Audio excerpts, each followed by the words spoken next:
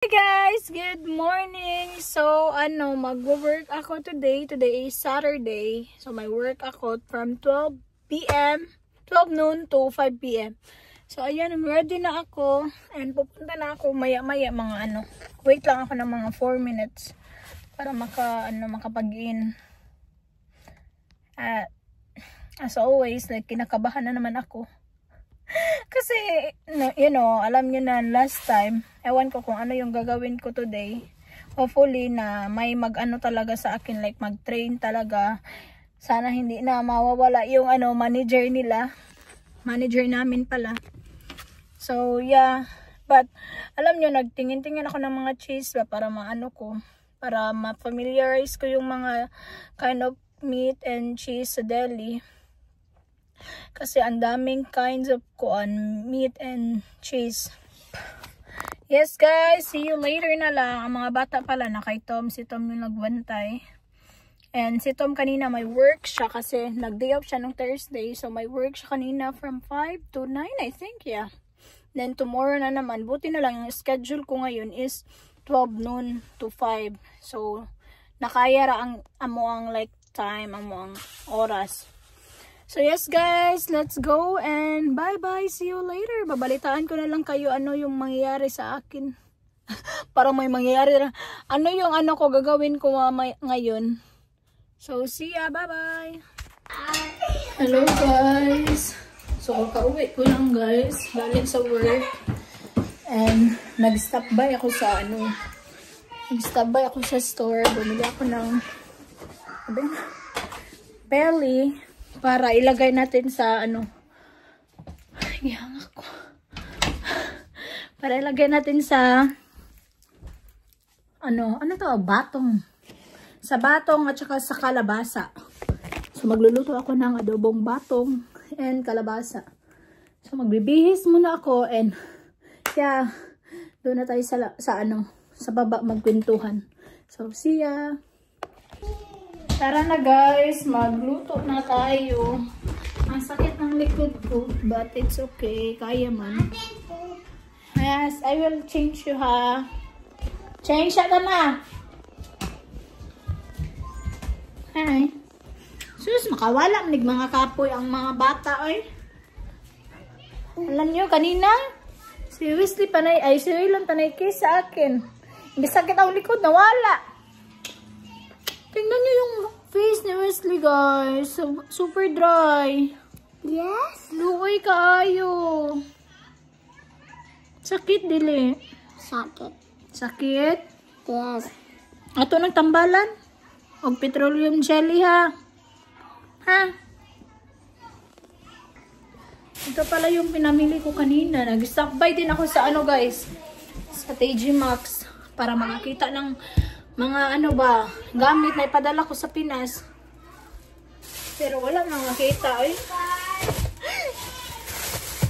Sabi ko, balik kala ako. Nagmamadali din kasi ako, eh.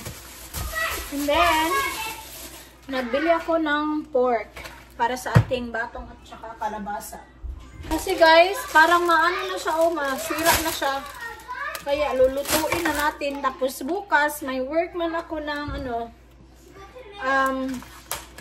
tawag siya, 1 to 8 p.m. So, yung kakain ako ng early dinner na siguro yun kasi 4 to 5 man yung yung kain ko. So, at least may food na akong hindi na ako bibili.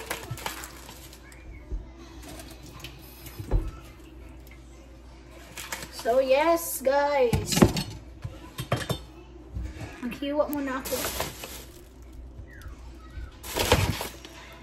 Baby, it's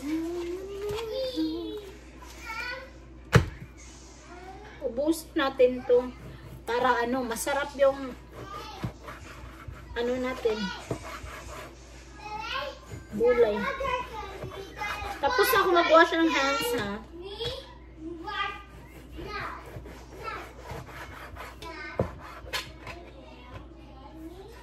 Amaw kay ko kanina na. Nandoon ako sa store, hindi talaga bumili ng belly.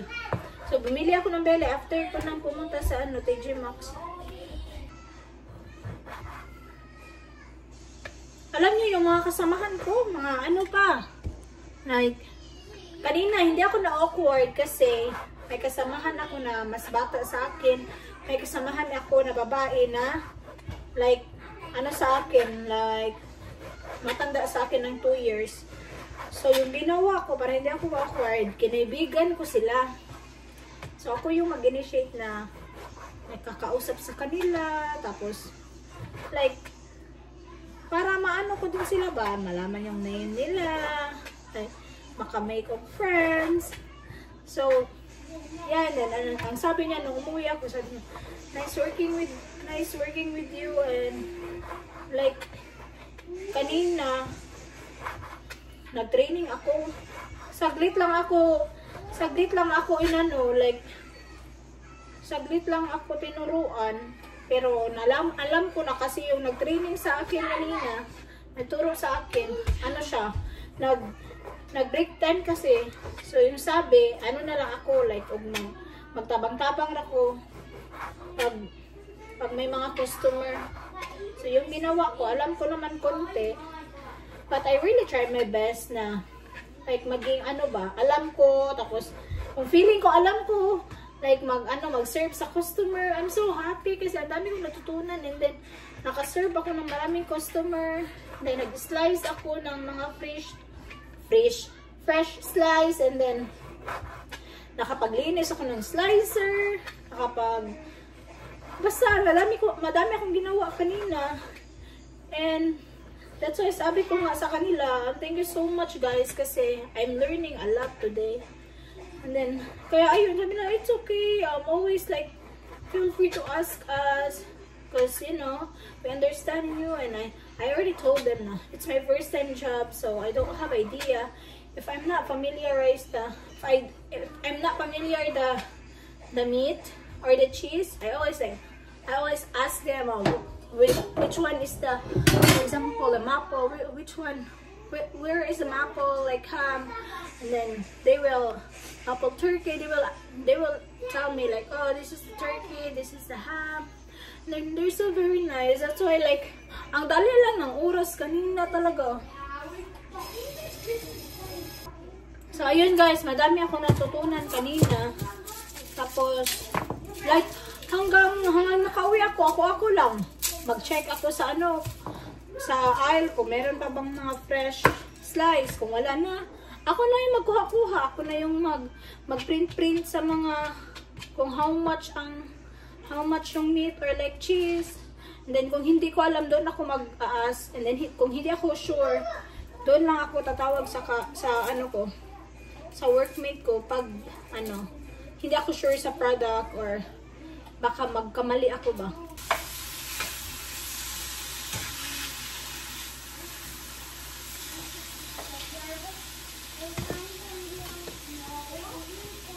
So kaya, nag-try din silang best nila, naturuan ako.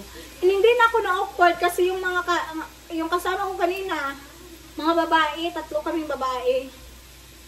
Kaysa last week, mga lalaki kasi yun, sumahiya din ako magtanong, tapos wala din naka-assign na mag-train sa akin.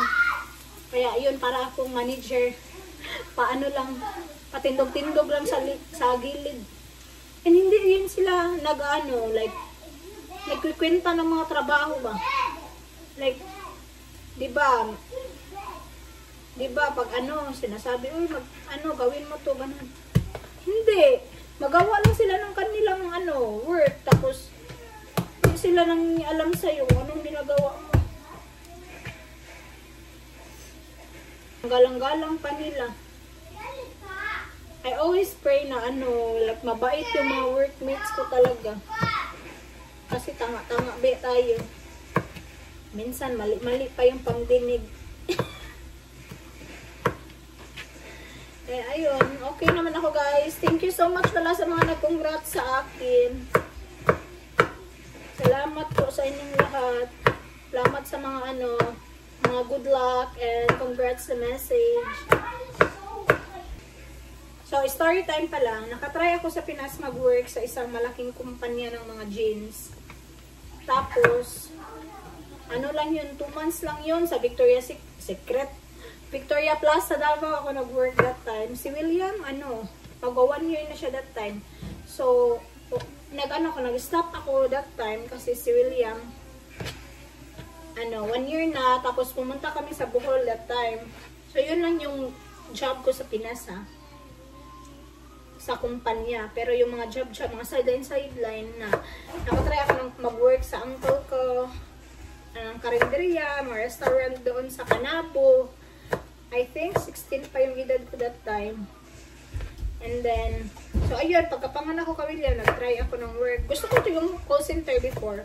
Pero wala akong sa sarili ko. So kaya hindi na ko na lang kinuloy. So yun, nag-work ako sa JAG. Pwede ba i-mention? Nag-work ako sa isang company. Pantalon, ng mga pantalon. Isang malaking company ng mga pantalon. And then, nag-work ako doon ng 2 months. Tapos, na ako. Hawa na ko. So, ayan guys, balik tayo sa ating story. So, nag-work ako doon. And, di ba pag sa Pinas, sila nag-work dito sa mall. Hindi ito, wala ko hindi yung, pagkumpara ko, not in a bad way. I'm just, telling you kung ano yung kaibahan, but hindi yun in a bad way na compare ko yung Pilipinas dito. So, sa Pinas, siya, pag sa mall ka mag-work, hindi pwede cellphone. Every time mag-work ka, pag nasa naka-enter ka na sa loob ng mall, check ka talaga, kahit panty mo pa. Dito, siya, like, wala. Kung mag-check-in ka, mag-clock-in ka, go ka lang. Tapos, anong tawag dyan? Sa Pinas, doon kasi sa workplace ko, siya, kailangan putlan mong hair. Dapat ganito or like ganyan, kaliit. So, mataas yung buhok ko that time. Pinutulan ko talaga kasi required siya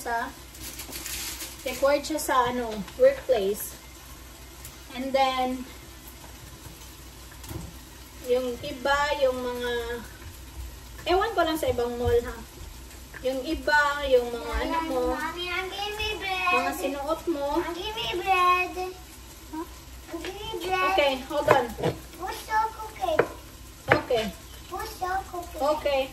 Hold on, when I'm done. So, ayun na nga guys. Kailangan yung mga mo, like, mga damit mo, sa panlooban, may mga initial yan siya. Para siguro hindi, like, baka naglikay sila sa mga magnanakaw, di ba? Ang ingay. And then dito guys, siya, walang mga paki, yung lang nila, required lang nila, pareha sa amin, sa Delhi, siya, yung shoes dapat non-slippery. Sakto ba? Yes. And then, sino-check nila yan kasi may mga shoes talaga dito na for work. Non-slippery shoes, and then non-slippery, slip resistant. Sakto. Okay ba? Sakto ba ito? So yun guys, yun yung mga kaibahan dito. Pero hindi ko pa alam yung iba kasi 2 months lang din ako nag-work that time. And then, alam nyo yung feeling na walang pakialamay, as in, wala dyan pakialamay, friend mo, but wala lang, hindi yan sila walay pataasay, walay pangartihay, ba? Work lang. And then, so, i-kwento ko din sa inyo yung first, apply ko sa job. Every first apply ko, like first interview ko sa trabaho talaga, wala. Failed talaga ako. So, first time ko talaga, umiyak talaga ako that time kasi gusto ko na talaga mag-work para may pabili tayo ng gatas ni William. So, I need to work para masustain yung pangangailangan ni William. Nan pa naman yung gatas niya that time kasi may G6PD nga siya. Nagpusigido talaga ako na mag-work that time. Para pag maubusan ng gatas si William or like may sakit siya kasi masakitin nga si William. Hindi naman talaga like sakitin nga like, you know, bata, may magnipin, maghilana, tana. Tapos,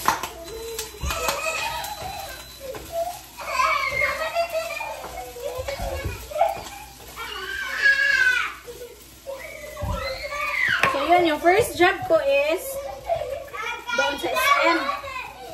Isa ding sikat na kumpanya na store doon sa Davao. Guys, na-failed ako kasi every time talaga na mag-interview sila sa trabahante. Taas talaga sila, may tattoo ka. That time, may tattoo naman talaga ako pero kunti lang sa sa tiil. So, pagsabi ko lang may tattoo ako. The other talaga, and a cow, and he said, somehow can let me fall down. No. The deer said that. So, pag sabi ko na oo, may tattoo ako, hindi na talaga tinuloy yung interview, guys. Fail talaga ako, hindi talaga ako tinanggap. Wala, pag uwi ko talaga, guys, iyak talaga ako kasi I was so excited na makatrabaho, every time na my first time sa akin, especially sa mga anak ko ngayon, na-excite talaga ako. So, hindi man ako tinanggap. Nag-apply na naman ako ng agency, tour agency. So, ayun, hindi pa. So, ayun, nag-apply ako ng tour agency. So, yun yung company ng mga pantalon. At first, hindi talaga ako tinanggap. Tinarayan ako ng anong tawag, nakalimutan ko. Hindi ko talaga yun makalimutan na. Tumulo talaga yung luha ko kasi sabi niya, ay, hindi na kami nag-hiring.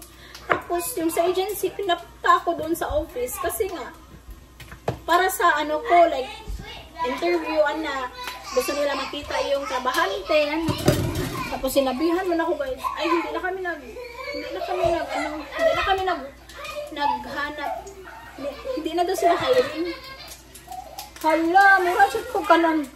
Hindi ko silang dughan ato. Sabi ko, okay. Baka na lang, next time na siguro. Tapos, tinawagan ako ulit. So, bumalik ako. Tapos, kailangan pa, yung mga nag-work sa ganong kampanya ng mga pantalon, kailangan mataas talaga. Like, hindi mga bubo, mga mataas. So, pasok naman ako sa height. So, ayun, tinanggap ako. First, para akong kanang sa imo ng boss, para kang mahiya kasi you feel like hindi approachable. So, ayun, like, every time na makita ko siya, para akong matatakot talaga. But it's okay, like, nag-work lang talaga ako that time, nakatry ako ng nagsimula ako mag-work, tapos nag-training. So, ayun, tinanggap ako hanggang, yun, pag-stop ko ng work, na ako that time, nandoon ako sa Bohol, doon ako sa auntie ko, at saka ka-ate Jodalyn. So, yung ginawa ko doon sa Bohol, yung auntie ko is manegosyante man ng isda. So, every hapon, kami ni William, pumupunta kami sa palengke para maningil ng mga like mga 5-6 ba. Tapos, binibigyan ako ng auntie ko ng pambili ng gatas, allowance, nido, diaper, ganun. So, na ako, okay na si William. Tapos, doon ako nakatira-katike. Tapos, yung pinsan ko na si Kuya Martin at saka sa Taytay, binibigyan nila ako, like, every other day na 200, 300, minsan siguro, pag malaki yung ginansya nila, binibigyan niya ako ng 500. Kaya lang nahilak ko. So, that time talaga, guys. Tapos sa Titit, doon kami nakatira ka Titit and Kuya Brian na bahay doon sa Bohol. So, kaya ngayon para akong nakuan pa, like, hala, uy, kanang God is good talaga kasi hirap ako that time. Paano i-sustain si William? Kaya ko naman, pero, you know, pinapunta kami sa Bohol. So, para maano ko yung milk ni William, hindi na siya nag-nan that time. Nagnido na siya kasi ang mahal talaga ng nan. So, dinido na ko siya. And okay naman din yung nido para sa kanya. Kung alam ko lang na nido pala, okay. So, nagnido na lang ako.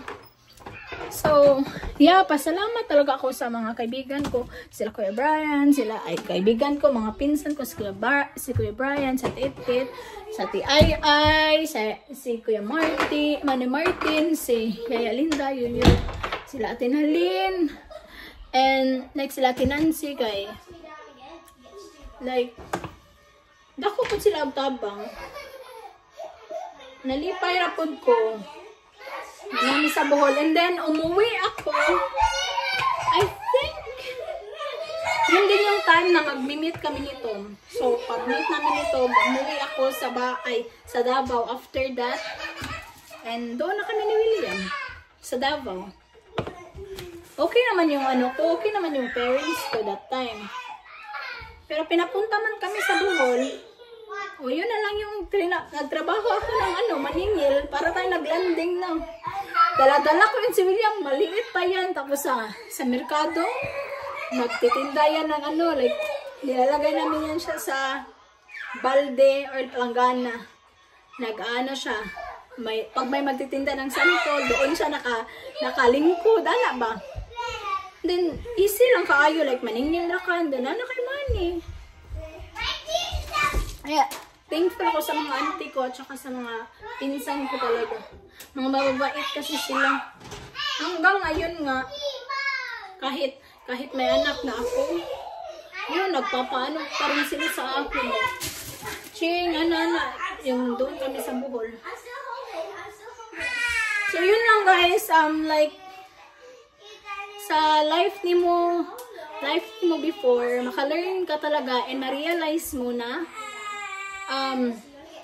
like, malayo pa, pero malayo na. Sakto ba? Yeah, malayo pa, pero malayo na. I don't know if it's like the correct koan. So, yun yung na-feel ko. And then, na-realize ko na, kalisa na sa kong life sa una niya. Thankful gyapon ko, ay bisan o balisod. At least na may mga tao talagang nag-help sa amin ni William. Mga ganon. Pero pag sa Davao kami, kung nag-work ako ng call center at hindi ako nagpunta sa Bohol, for sure maka-work din ako sa sa ibang company. Yun nga sa Tinalin, yung pinsan ko, binigyan niya talaga ako ng pamasahe. Wala, nag-away na. Para papuntahin sa Bohol. Ano mo? William, ano na William?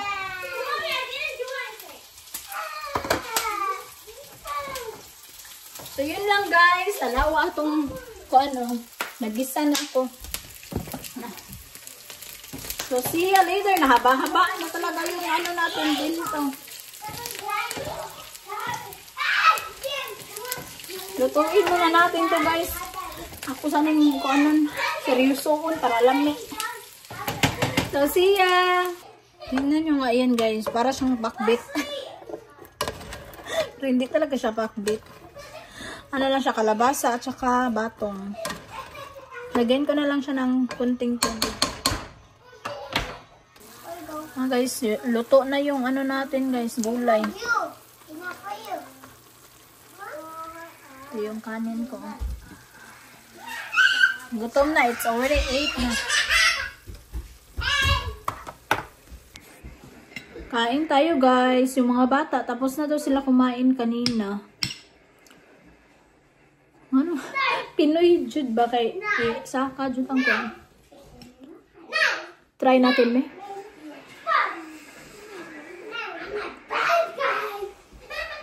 Mga unta.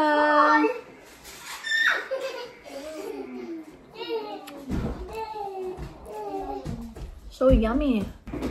What is that, Mommy? I want to put chicken. Where's chicken is? Right there.